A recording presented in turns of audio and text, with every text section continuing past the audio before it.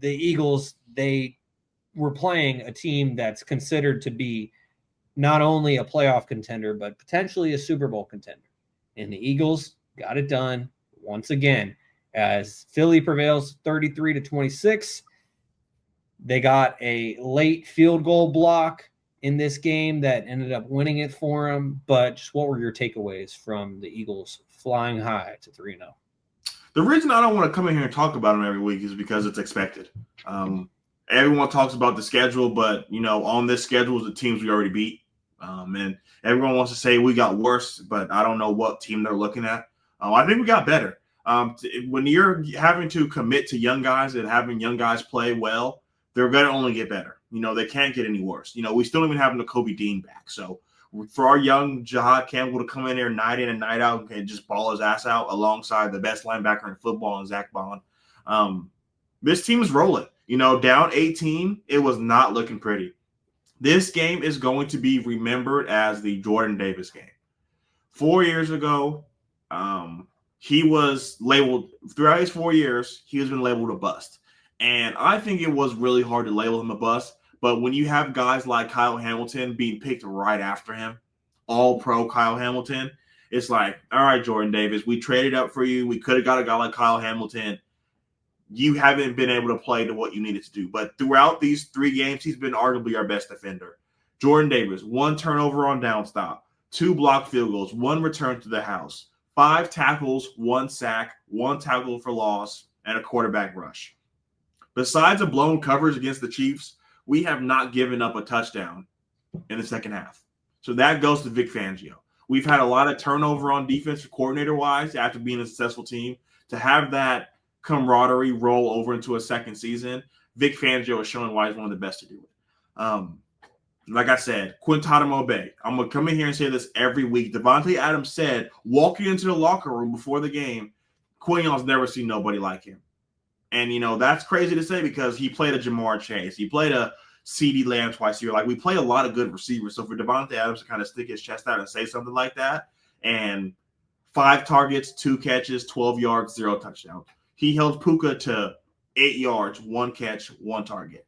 So this defense is continuing to play. Zach Bond is playing his ass off. He got the pick. He was 7 total tackles, 3 stops, 90.1 coverage grade, which was the best on team. We're down 19 points. 18 points. Jalen Hurts says, you know what, Saquon? Come on. I got us. Get on the back. And when he was trailing, 18 for 29, 212 passing yards, 3 touchdowns. You can say what you want about this offense. There's only one offense to have 100% in the red zone, and it's the Philadelphia Eagles. 8 for 8. When we get down there, we're finishing with a touchdown. We are not kicking field goals. A.J. Brown, welcome to the season. 6 catches, 109 yards, and a touchdown. But this game comes down to Lane Johnson. When Lane Johnson doesn't play, we are minus 500. We're negative. We are not a winning team. Pryor came in there. So when Lane Johnson played, 4 snaps, 0 hurries, 0 sacks, 0 quarterback rushes. Pryor comes in for 8 snaps, 1 hurry, 2 sacks, 1 strip fumble. Before Lane Johnson went out, you said what? I said they got the dude that was backing up Lane Johnson. They yanked him. Yes, like had to get him out of here. We had 2 3 and out the whole season. When Lane went out, we finished with 8. So it was 3 and out, 3 and out, 3 and out, 3 and out. Fred Jackson, you and Jordan Davis won us this game. He's a left tackle, had to play right tackle. He's the 3rd string. 25 snaps, 2 hurries, no sacks, no quarterback fumbles, no hits. We were averaging 1.1 yard per play until he got in there for those 8 plays. When he gets in there, 6.6 yards per play, 20 points scored. This offense figures out a way to win. Cass said it last week. It's just a winning culture. When we get down, you don't see heads get down. You don't see Pickens, like dudes on the Cowboys, throwing their helmets. We're cool, calm, and collective. Nick Sirianni is the head of this snake, and he doesn't sweat. What I'm really worried about in this game was who the fuck was calling plays in the second half, because it wasn't Kevin Patullo. Jalen Hurts was yelling at the offensive coordinator while he was sitting on the bench. I honestly think Nick Sirianni was calling plays in that second half because it was no more slants, no more bubbles, no more quarterback draws. You got to unleash this offense. I get it. We were down big, so it's easy to look at it and be like, well, you had no option but to throw. If we can continuously get our passing game going as long as our rush game, there's no reason why this time next year there's not a third jersey hanging behind my head. So, it's really nice. Unfortunate for the Rams fan. You built this team to beat the Eagles, and you couldn't do it again. Toddy's going to say, well, Kevin, the NFC divisional game, it was snowing. That's why they lost. Not a cloud in the sky on Sunday. Not a cloud in the sky.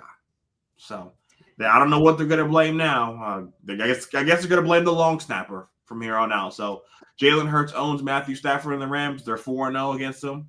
So like I said, we're expected to win these games. So you're not going to see me come in here on Mondays screaming from the hollers, we won, we won. If you guys were in our group chat, Toddy sent 3-0 like 16 times. 3-0, 3-0, baby. We back. He's forcing his son to wear a Niners jersey. I'm just like, damn. Forcing is crazy. You guys are you guys have the worst schedule in the NFL, and every Sunday it's a celebration.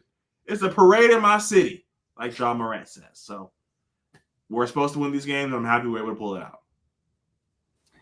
Yeah, the Eagles, they scored 26 unanswered points to win this game.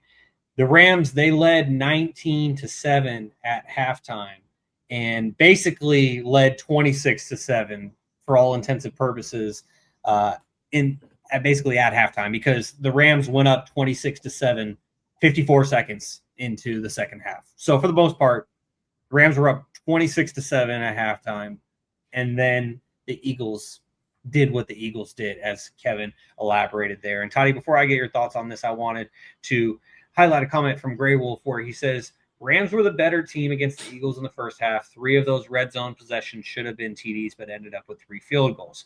So, Toddy, what do you say in response to that? Shoulda, coulda, woulda. Yeah, I mean, the Rams were putting belt to ass for 3 quarters.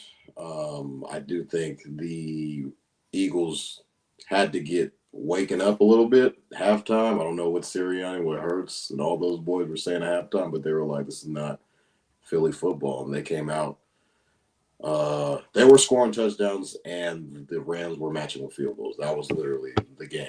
I think Grey Wolf said it best, kind of copied my whole flow there when he said when the Rams would get into red zone territory, they would stall out and have to kick field goals rather than scoring touchdowns, which ultimately kept the Eagles in the game. A.J. Brown, we had an A.J. Brown sighting in this game. Everybody calm down. A.J. Brown's not dead. He's not broken, guys. He's still a really good receiver. He's back. And I do think Jalen Hurts had something to do with the play calling. As Kevin mentioned, as he was kind of getting into it with the OC. And, hey, we have a top 5 receiver on the end. We have Slim Reaper on the other end. And, by the way, Saquon Barkley's our running back. Let's try and get these guys involved. I don't know what Chris Jones would have to say in this game, saying that you only threw for 100 yards. I thought Jalen Hurts played really well in this game. And the Rams, I don't know, man. That was not the only blocked field goal. I don't know if Kevin already mentioned that earlier in his take, but the Eagles D-line is still really good, and they were forcing a lot of TFLs in the second half and kind of blowing up the Rams' offensive line. And it was showing on those special teams plays, the first blocked field goal from Jordan Davis, and then obviously the game winner that ended up covering the spread for a lot of people who had Eagles -3.5, which I obviously had, by the way. But it was just an insane game. The way how it was literally 2 games in one. Like the first half was one separate game. Like the Rams get back, they beat us last year twice, and we had to get our revenge, this, that, and the third. And they came out all guns blazing. And then obviously in the second half, the Eagles came back roaring and showed everybody why they are the defending Super Bowl champions. So it's going to be it's going to be like this every week because everybody expects the Eagles to win now because it's like, okay, you're the favorite to come out of the NFC. You're probably the favorite to repeat, if I'm not mistaken, from the preseason. The preseason favorites You're to win the correct. Super Bowl. I think the Eagles were So they basically have the target on their back every single week. And so Kevin's going to have to come on here every week and say, you got to send your best hitter. And so he's just going to have his hands out. Who we got this week? Oh, okay. Next. Kevin's like, we got the best. You guys got the worst schedule. We got the best schedule. Imagine if we had your schedule, we'd go 17-0. That's what Kevin was going to say. So, I mean, when it comes down to it, I think the Eagles have better players than the Rams. I think we can all agree on that. I do think, as far as coaching wise, I think the Rams kind of let us down in those situations when it came down to the red zone factor. And then they were moving the ball down the field, but they were unable to capitalize on those red zone trips. And I think ultimately that's what lost them the game. Oh, and by the way, Jordan Davis blocked the game-winning field goal. Just saying, that also happened too, to cover the spread. I don't think you guys realize how insane that is. how insane everyone. Is it really crazy if you did it one time before in the same game, or is it kind of just like he's like that? It's crazy because if you just block the field goal, the Rams cover the spread. Okay, they lost. Whoop-de-doo. They lose. They lost. But Jordan Davis scooped he had the presence of mind to scoop the ball and run down the field and score a touchdown when they could have just won right there. And then so it was insane yesterday. A lot of blocked field goals yesterday. A lot of insane betting day. Insane. You're muted, Shaun. You're muted, Shaun. Shaun got by the mute button. Oh, thank you. Well, I was trying to get these comments put in on the ticker, and I didn't want to be clicking away during Toddy's response. I was going crazy in the comments right now. Yeah, I got by the mute button. So thank you guys for catching me on that. And those comments that I was working away on inputting into our StreamYard system is at Big Salbra 65 on Instagram says rain, sleet, or snow, Eagles trained to go. Then he says the Rams are good, but like I said, they played two bad teams before playing us. Salute emoji. And then he also adds, it'll definitely be a great game this Sunday against the Buccaneers. And did you guys see Jalen Hurts' reaction after they blocked the field goal? He's just like, brother, I mean, you guys want us to be like crazy excited, like we do this shit.